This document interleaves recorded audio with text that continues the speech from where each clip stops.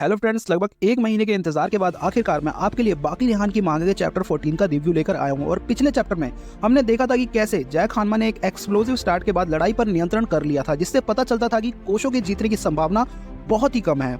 और हमने एक दृश्य ये भी देखा जहाँ प्राचीन ग्रीस के एक लड़ाकू ने अपने दांतों पर आधारित युद्ध की तकनीक का बचाव करते हुए आर्गुमेंट दिया कि दांतों का यूज करना कोई मूर्खतापूर्ण कार्य नहीं है, क्योंकि दांत और नाखून दोनों टूल्स हैं जो इवोल्यूशन ने मनुष्य को दिए हैं। और इन चैप्टर्स ने क्लियर कर दिया है कि जैक वहाँ खिलाने के लिए नहीं बल्कि खेलने के लिए गया, और इसी कारण से उसने अपने अपोनेंट कोशो को तुरंत नष्ट कर दिया है। और उसने अपने अपोनेंट कोशो के खिलाफ कई वार भी किया है, जो थोड़ी देर पहले एक आंख से अंधे होने के बावजूद अपना बचाव करने में असमर्थ था। पर चैप्टर के अंत में सभी दिशाओं से हमला किए जाने के बाद भी जैक ने एक लॉक के साथ कोशो को स्थिर कर दिया है। लेकिन लड़ाई खत्म होने से ठीक पहले वह दबाव कम कर देता है और एक इंप्रेसिव चाल को अंजाम देता है, जहां जैक सीधे कोशो की गर्दन पर काटता है और एक वाइटल पॉइंट को निशाना बनाता है और उसे गंभीर चोट पहुंचा देता है। और इस वीक के चैप्टर की शुरुआत जमीन पर पड़े कोशो से होती है, जो जैक के काटने से उसकी आर्टरी तक गंभीर रूप से घायल हो गया और जैक के चकित बल से उठने के लिए संघर्ष कर रहा है। इस बीच लड़ाई के कमेंटेटर्स हमले की क्रूरता पर जोर देते हैं, जिस पर दर्शकों को आश्चर्य और सदमे का एहसास होता है कि कोशो की सिचुएशन नोमी द्वारा जैक के खिलाफ लड़ाई में सामना की गई सिचुएशन से भी ज्यादा गंभीर है।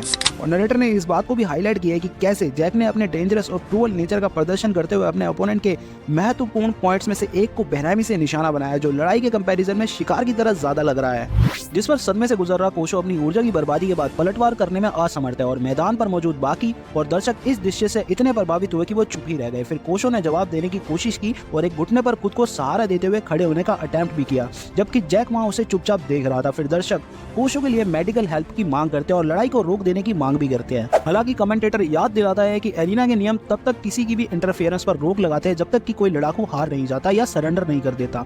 फिर जैक कोशो को एक शक्तिशाली किक के मीडियम से लड़ाई खत्म करने का दृढ़ संकल्प कर लेता है, जिसके बाद ऐसा लग रहा था कि कोशो पूरी तरह से जैक की दया पर निर्भर हो गया है और इवन खुद का बचाव करने में भी असमर्थ है। और इस ड्यूल में जैक ने कोशो को अपनी दाहिनी मुट्ठी से एक शक्तिशाली अपरकट मारा था, जिससे कोशो हवा में उड़ गया था और वो दूर जाकर गिर गया था, जबकि जैक इत्मीनान से उसके पास आ रहा था। फिर कोशो खड़े होने की कोशिश करता है और कोशो अपनी चोटों और ऊर्जा की हानि से कमजोर होकर भी अपनी स्थिति को नजरअंदाज करते हुए जैक पर अपने दाहिने पैर से एक निर्णायक हमले के लिए तैयारी करते हुए ऊंची छलांग लगाता है और वो कोशो के शरीर पर एक जोरदार प्रहार करता है और उसे वापस जमीन पर फेंक देता है। और दर्शक जैक हानमा की शक्ति के ऐसे प्रदर्शन से स्टंट रह गए थे और इस दृश्य से स्टंट स्टैंड में मौजूद हर कोई चुपचाप उन्हें देख रहा था। फिर जैक का आखिरी हमला सबको निर्णायक लगने लगा और कोशो के लिए खड़ा होना भी अब असंभव लग रहा था। फिर हम देखते हैं कि कोशो पूरी तरह से मोशनलेस और बेहोश हो जाता है, लेकिन सभी डैमेजेस के बावजूद भी कोशो खड़े होने की कोशिश छोड़ने से बिल्कुल इनकार कर देता है, जिसके बाद उसकी सर्विकल स्पाइन को जैक की एक हार्ड किक से जोरदार झटका लगता है। लेकिन फिर भी हाफता हुआ कोशो ठीक होने की कोशिश करता है। फिर भीड़ लड़ाई को रोकने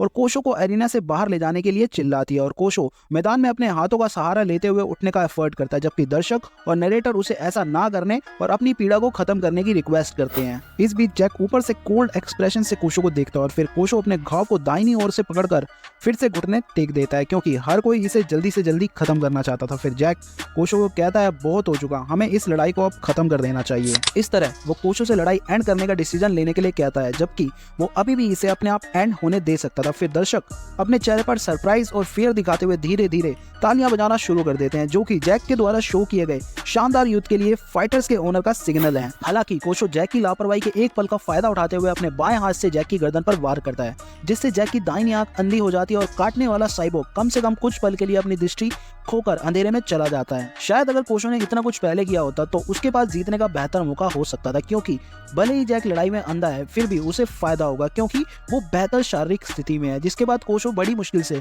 खड़े होने की कोशिश कर पाता है। और जैसे जैसे मिनट बीतते हैं वो अपनी चेतना खोता जाता है और ये दिलचस्प है कि कोशो भूल गया है कि वो अपने राइवल को शारीरिक रूप से छुए बिना भी उसकी नसें काट सकता है और सीधे कांटेक्ट के बिना काटने की अपनी टेक्निक में निपुणता को शायद वो भूल चुका है जैक के हमले से। फिर अपने जबड़े को अपने अपोनेंट के बाएं हाथ में गड़ाने के कदम से कोशो जैक से सरप्राइज हो जाता है। फिर तेजी से अपने सिर को घुमाता है, जिससे एक और गहरा घाव हो जाता है, जिससे ये चैप्टर कोशो के फैंस के लिए एक निराशाजनक छवि के साथ यही खत्म हो जाता है। और अब जब मैं इसके बारे में सोचता हूँ तो पिछला चैप्टर भी इसी तरह एंड किया गया था और ऐसा लगता है कि इटागागी को कहानी में बहुत ज्यादा नाटक जोड़ने में मजा आता, लेकिन वास्तव में ये चैप्टर सीरीज के सबसे चौंकाने वाले चैप्टर्स में से एक रहा है। और हम में से कई लोगों ने सोचा था कि कोशो जैक के खिलाफ ज्यादा बैलेंस लड़ाई शो कर सकता है, लेकिन हम काटने वाले साइबोर्ग की पिटाई को देखकर सरप्राइज रह गए हैं और हम पहले से ही जानते थे कि जैक इस नए आर्क में अपनी पहली महत्वपूर्ण लड़ाई नहीं हार सकता और ये संभावना नहीं थी कि वो हार जाएगा। मुझे थोड़ी उम्मीद थी कि कोशो लड़ाई को और भी ज्यादा लड़ सकता था और ये लगभग वैसा ही था जैसे हमने सिकोस्की के खिलाफ जैक की लड़ाई देखी थी। और अगर आपको याद हो,